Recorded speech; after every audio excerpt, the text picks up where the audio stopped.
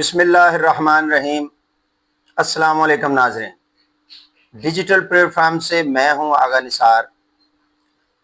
ناظرین، تقریباً بھارت کا جنگی جنون کا جو بخار تھا اتر چکا ہے، کافی حد تک ٹمپریچر کم ہو گیا ہے، لیکن جوتے کھانے کے بعد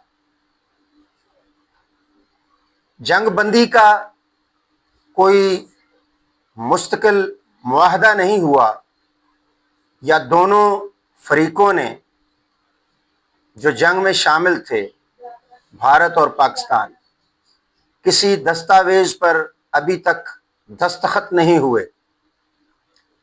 اسی وجہ سے جنگ بندی کے اعلان کے بعد جو ٹرمپ نے بھی کیا، امریکن پریزیڈنٹ نے،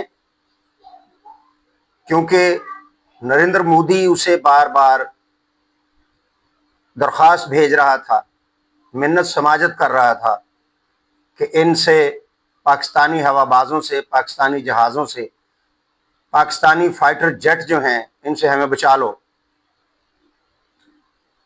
ٹرمپ نے بھی حکمت عملی کے تحت بیان دیا، جب تک بھارت کا پانی چڑھ رہا تھا، بھارت حملے کر رہا تھا، پاکستان کو نقصان پہنچا رہا تھا، اور پاکستان اسے بار بار اس چیز کی طرف توجہ دلا رہا تھا کہ بھارت کو روکا جائے، اور بھارت میں جو واقعات ہوئے ہیں ان کی جو ہے تحقیقات کروا لی جائے، تو پتہ چل جائے گا کہ بھارت میں جو سانحہ ہوا اس کے پیچھے کس کا ہاتھ تھا۔ تو جب ٹرمپ کا کوئی اس پہ جواب نہیں آیا اور وہ ڈھکے چھپے الفاظ میں تھوڑا بہت بیان دیتا رہا، اس وقت تک پاکستان انتظار کرتا رہا، صبر کرتا رہا، اور پھر جب سر سے پانی گزرنے لگا تو پاکستانی ایئر فورس نے ایک بھرپور حملہ کیا اور ان کے کئی اڈوں کو تہس نہس کر کے رکھ دیا، اور وہاں چیخوں کی آوازیں گورو آریہ نے بھی سن لی ہوں گی، کیونکہ اس کی خواہش تھی کہ میں راول پنڈی سے چیخوں کی آوازیں سننا چاہتا ہوں۔ یہاں چیخیں مارنے والے لوگ نہیں ہیں، یہاں نعرہ لگانے والے لوگ ہیں، نعرہ تکبیر، اللہ اکبر۔ اور تم لوگوں کے جو ڈرونز اور جہاز گرے ان کا ملبہ گدھا گاڑیوں پہ اور موٹر سائیکلوں پہ رکھ کے لوگ بھاگ گئے۔ انہوں نے کہا کہ یہ نشانی کے طور پہ، ایویڈنس کے طور پہ ہم اپنے پاس رکھیں گے کہ انڈیا کو اس دن اتنے بج کر اتنے منٹ پر جوتے پڑے تھے۔ ناظرین، اگر دیکھا جائے تو ان دونوں ممالک کے درمیان طاقت کا توازن تو سرے سے ہے ہی نہیں۔ انڈیا کے پاس فوج بہت زیادہ ہے، ویپنز بہت زیادہ ہیں، اور جو فائٹر جیٹ ہیں یہ بھی تعداد میں بہت زیادہ ہیں، لگ بھگ 700-800 جنگی جہاز اس کے پاس ہیں۔ پاکستان کے پاس بھی کل ملا کے کوئی 500 کے قریب جنگی جہاز ہیں، جن میں F-16، معراج 3 اور F-7 وغیرہ شامل ہیں، اور سر فہرست JF-17 تھنڈر، جس نے اپنی دھاک بٹھائی ہوئی ہے اور دشمنوں کے رگ و پے پہ اس کا خوف طاری ہے۔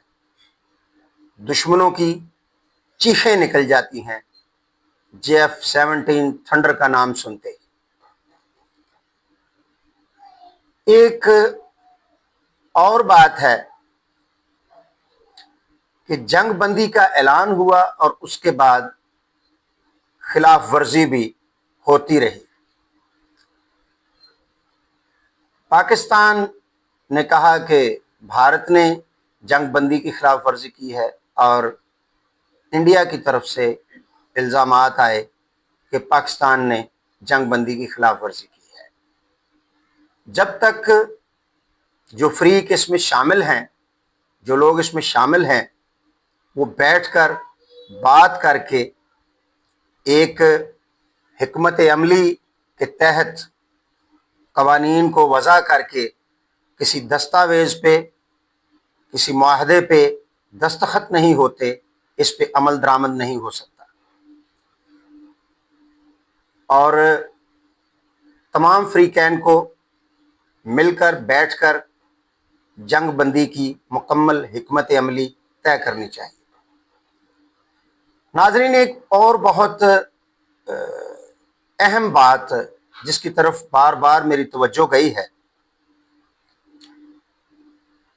جو نریندر مودی ہے، اس کے پاس نہ تو کوئی سیاست کی ڈگری ہے، نہ یہ کوئی خاندانی سیاستدان ہے، حکمران ہے، اور نہ کوئی جاگیردار ہے۔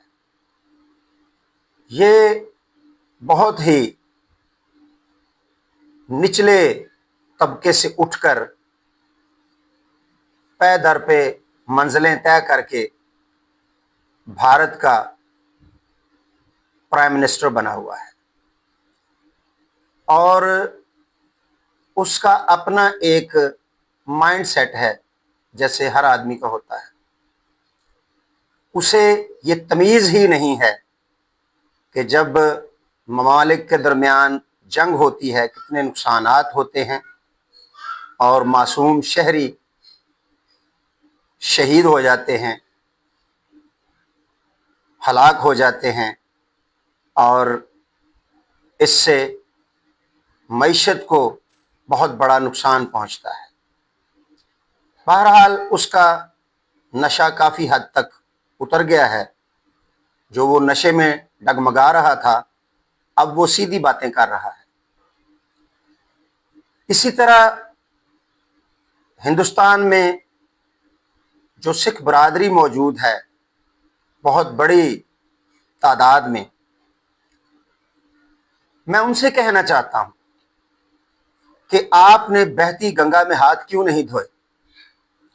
لوہا گرم تھا، آپ نے چوٹ کیوں نہیں ماری؟ آپ پوری صلاحیتیں بروئے کار لاتے، پوری طاقت جھونک دیتے، اور اس ہندو بنیے سے اپنے لیے اپنا ملک الگ کر لیتے۔ یہ آپ کے لیے سنہری موقع تھا۔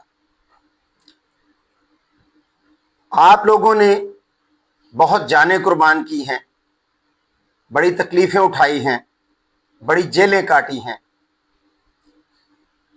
میں بہت پرانی بات کر رہا ہوں، یہ تحریک آج سے 40 سال سے بھی زیادہ پرانی ہے، کہ جو سکھ برادری ہے، سکھ کمیونٹی ہے، وہ چاہتی ہے کہ ہمیں الگ ہمارا ملک دیا جائے جہاں ہم اپنی مرضی سے زندگی گزار سکیں۔ تو یہ بہت سنہری موقع تھا کہ اس وقت اپنی تحریک کو آپ تیز کرتے، جو کہ میرے خیال میں بہت ہی کارگر ثابت ہوتی، اور آپ کو اس کا خاطر خواہ فائدہ ہوتا۔ اگر ملک الگ نہ ہوتا تو کم از کم انڈین گورنمنٹ کوئی قرارداد پاس کرنے میں تو مجبور ہو ہی جاتی کہ یہ بھی ایک مسئلہ ہے بھارت کا، اور اس کو بھی حل کرنا چاہیے۔ ان کی درینہ خواہش ہے سکھ برادری کی کہ ہمیں الگ ملک دیا جائے۔ تو یہ موقع انہوں نے ضائع کیا ہے۔ اس کے باوجود کہ پاکستانی مسلمانوں کی ہمدردیاں اپنے سکھ بھائیوں کے ساتھ ہیں، اور وہ بھی پاکستان کے مسلمانوں سے بہت محبت کرتے ہیں، اور انہوں نے خاطر خواہ اس چیز کی جو ہے وہ مزاحمت بھی کی کہ مسلمانوں کے ساتھ ہم جنگ نہیں چاہتے، پاکستان کے ساتھ ہم جنگ نہیں چاہتے۔ تو یہ کچھ چیزیں تھیں جو آج کے ویڈیو میں آپ کے سامنے رکھی ہیں۔ آپ کی رائے کا بھی مجھے انتظار رہے گا۔ اپنا بہت خیال رکھیے گا. اگلے ویڈیو تک کے لیے میں اجازت چاہتا ہوں. اللہ حافظ.